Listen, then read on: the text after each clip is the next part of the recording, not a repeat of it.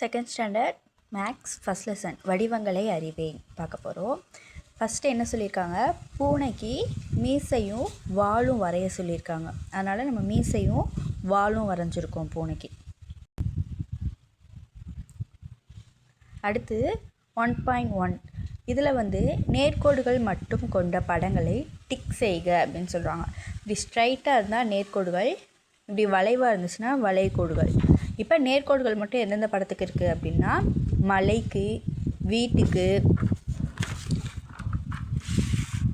அப்புறம் செஸ் போர்டுக்கு, இதுக்கெல்லாம் தான் நேர்கோடுகள் இருக்குது. அதனால் அதுக்கு மட்டும் டிக் போட்டிருக்கோம். மற்றது எல்லாத்துலேயுமே வளைகோடு வந்துடுச்சு. அடுத்து என்ன சொல்லியிருக்காங்க, நேர்கோடுகள் மட்டும் கொண்ட எழுத்து எது அப்படின்னு சொல்லி கேட்டிருக்காங்க. அது எது அப்படின்னா ரா.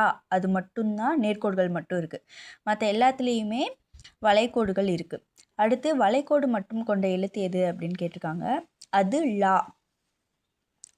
அடுத்து நேர்கோடும் வளைகோடும் கொண்ட எழுத்து எது அப்படின்னு கேட்டிருக்காங்க. அது டி. அடுத்து நேர்கோடுகள் மட்டும் கொண்ட எழுத்து எது அப்படின்னு கேட்டிருக்காங்க. அதில் என். 5th ஒன் வளைகோடு மட்டும் கொண்ட எழுத்து எது அப்படின்னு கேட்டிருக்காங்க. அது ஓ. அடுத்து 1.3 இதில் என்ன கேட்டிருக்காங்க அப்படின்னா நேர்கோடுகளை மட்டும் பயன்படுத்தி உனக்கு பிடித்த படங்களை வரைக அப்படின்னு சொல்லியிருக்காங்க. நேர்கோடுகள் வளைகோடுகள் இல்லாமல் நேர்கோடு மட்டும் வச்சு நம்மளுக்கு பிடிச்ச படங்கள் வரைஞ்சிருக்கோம். அடுத்து 1.4 இதில் உனக்கு பிடித்த படத்தை வரைஞ்சி அதில் நேர்கோட்டுக்கு சிவப்பு வண்ணமும் வளைகோட்டிற்கு ஊதா வண்ணமும் தீட்டுங்க அப்படின்னு சொல்லியிருக்காங்க. அதனால் நம்ம பண்ணியாச்சு. அடுத்து 1.5ல் 4 பக்கங்களும் சமமாக உள்ள வடிவம் எதுன்னு கேட்டிருக்காங்க. அது சதுரம். அடுத்து செகண்டு 3 பக்கங்கள் மட்டும் உள்ள வடிவம் எது அப்படின்னு சொல்லி கேட்டிருக்காங்க. அது முக்கோணம். எதிரெதிர் பக்கங்கள் சமமாக உள்ள வடிவம் எதுன்னு கேட்டிருக்காங்க. அது செவ்வகம்.